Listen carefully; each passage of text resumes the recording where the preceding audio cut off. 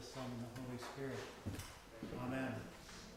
Well, what a treat to be here, and already for a small congregation, I'm blown away by the richness of your musical tradition and the giftedness, and to have you guys here today is just a special thing. Dorothy and I go way back. That's probably partly why I'm here, high school. So we know each other's secrets, and so I had to come, otherwise she would have told some. So it's really good to be here. In my congregation, I have a woman who hands out Werthers to the people around her when I start preaching. And once the Werther is gone, one of them puts up their hand and they stop. So every sermon is one Werther long. So hopefully we'll be around there today. I'm not going to say too much about the gospel passage this morning. It has all kinds of problems and issues, but I might suggest that what I am going to talk about might explain a little bit of the attitude that Jesus was trying to get his disciples to follow, rather than telling them not to go and talk to those terrible Gentiles. Something else must have been going on. And so I want to talk, I've entitled my talk, Dominion or Domination, a Relational Dilemma. And as far as the church goes, we took a lot of liberties on the Feast of St. Francis. But then that fits with the nature of who he was. He stepped out of his norms to see the wonder of God in everything. He stepped out of his wealthy culture and out of his heritage to incarnate an intimate connection with all of creation. And he took to heart and mind the words found in Romans. Everything that can be known about God is made plain in the things that God has made. And when he preached, it made a little difference to him. Whether he was preaching to the humans, to the animals, or to the trees. And he said this: it is no use walking anywhere to preach unless our walking is our preaching. And so to honor him and our pets this morning, I want to focus on the Genesis passage. We lose a lot if we try to find a way to literally align this creation story with science. But I want to suggest we lose more if we simply dismiss it as a naive fabrication. And I'd like to demonstrate that both a literal interpretation and a fabrication dismissal are consequences of eating from that tree we're not supposed to eat from, the tree of the knowledge of good and evil. But more about that later. I prefer to call the Genesis story a saga. And today the word saga is used to describe a very complicated, detailed series of events. And a number of scholars, especially Hebrew scholars and teachers, suggest that the foundation for the whole scriptures are found in these first 3 chapters of Genesis. And that the spiritual life's foundation is found there as well. Some even suggest that the rest of the Bible is a commentary on these first 3 chapters. And on the shared experience of the divine intent, what God really intended in Genesis 1 to 3. And I find myself intrigued with that possibility, the idea that somehow the divine intent for all creation is not only established, but perhaps even incarnated in this Eden saga. And actually 2 Eden sagas.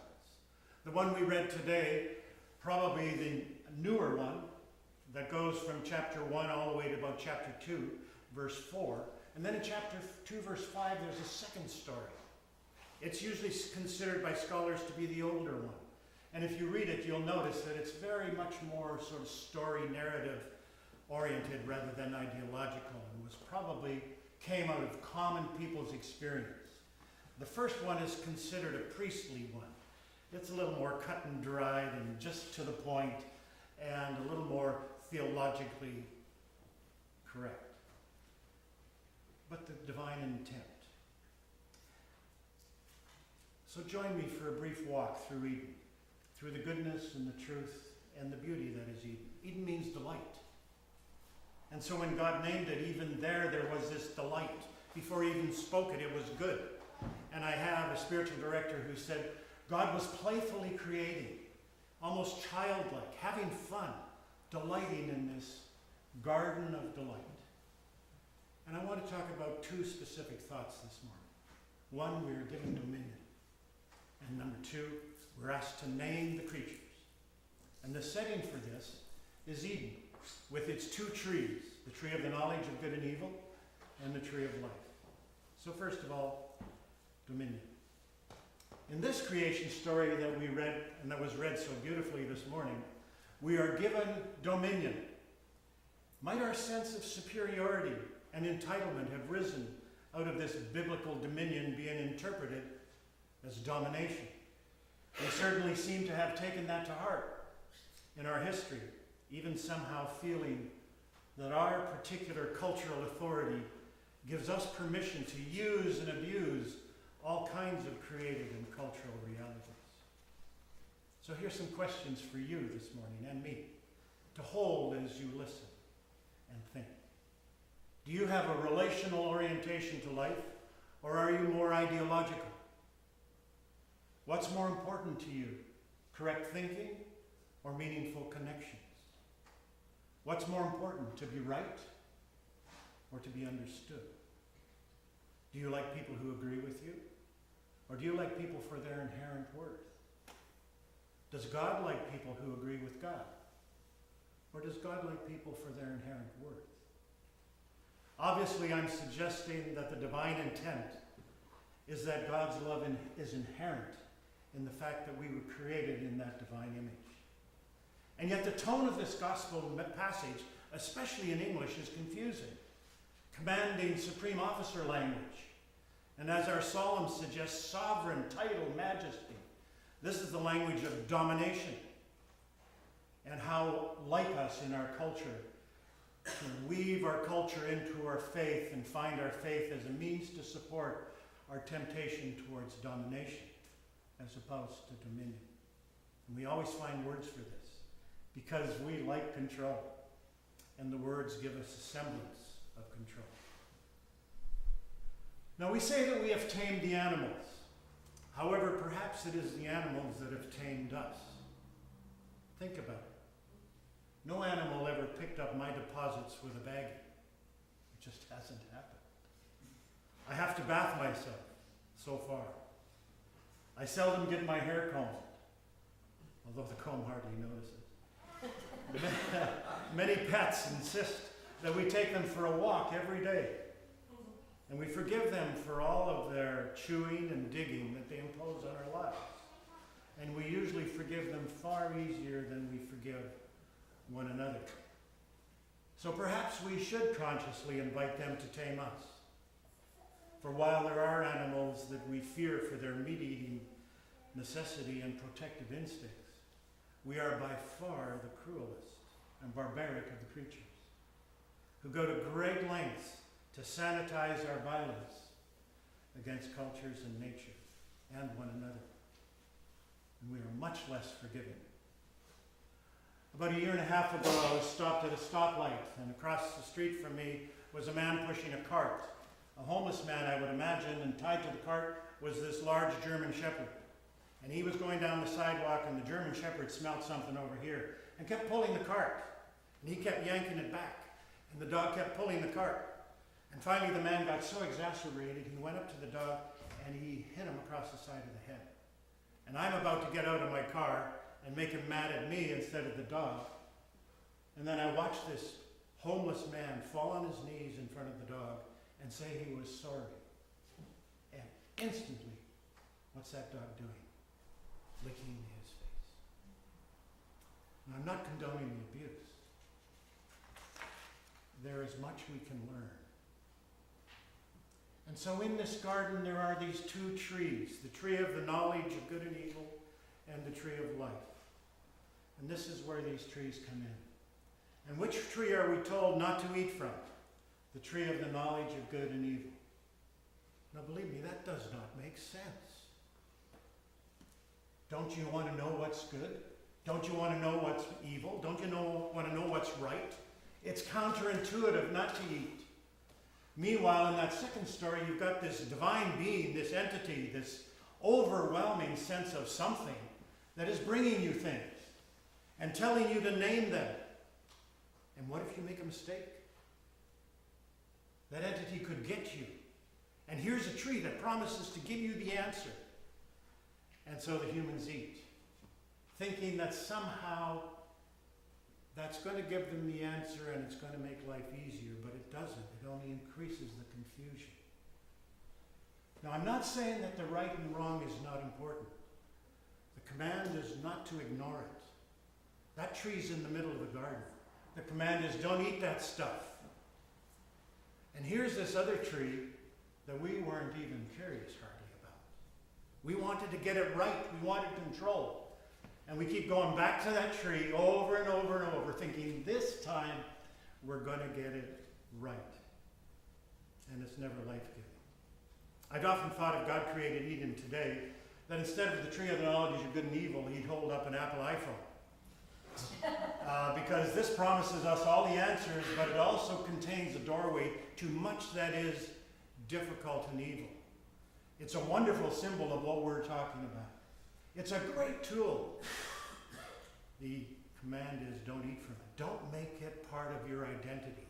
And yet it can give you a great doorway into those things that are life-giving. And so if we eat from the tree of the knowledge of good and evil, it will tempt us with domination and control. And yet the right and wrong is a great teacher. And again, that tree can provide us with guidelines. It's an important tree. We're not to ignore it. We're just not supposed to eat from it. So then, what might dominion mean? I have fruit trees in my backyard. And I have this walnut tree. And if any of you have had a walnut tree, they're wonderfully exasperating. They're just frustrating. I cut the thing down almost to nothing every year. Lynn says, you're going to kill it.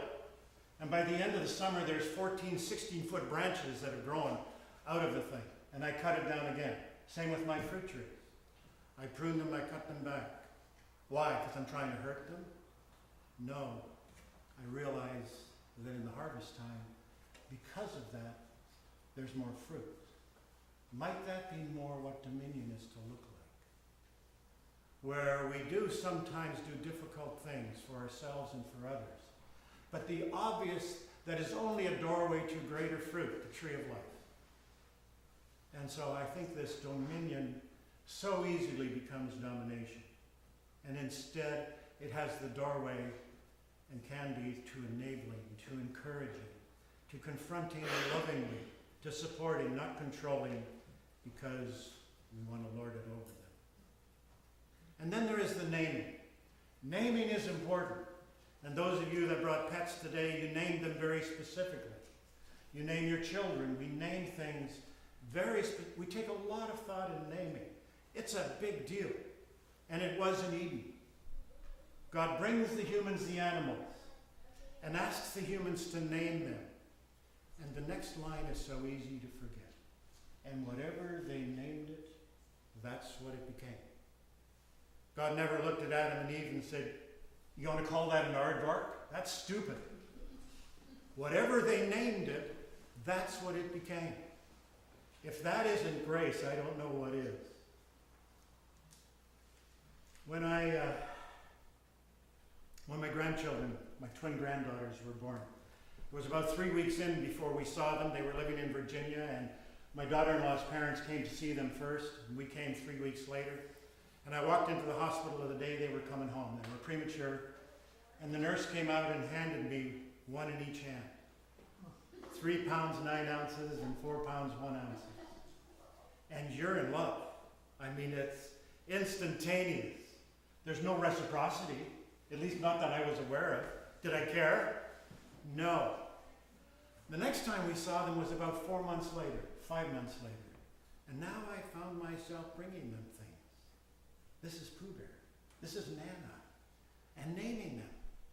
Why? Because I wanted to prove how smart and bright I was? No. I wanted a connection.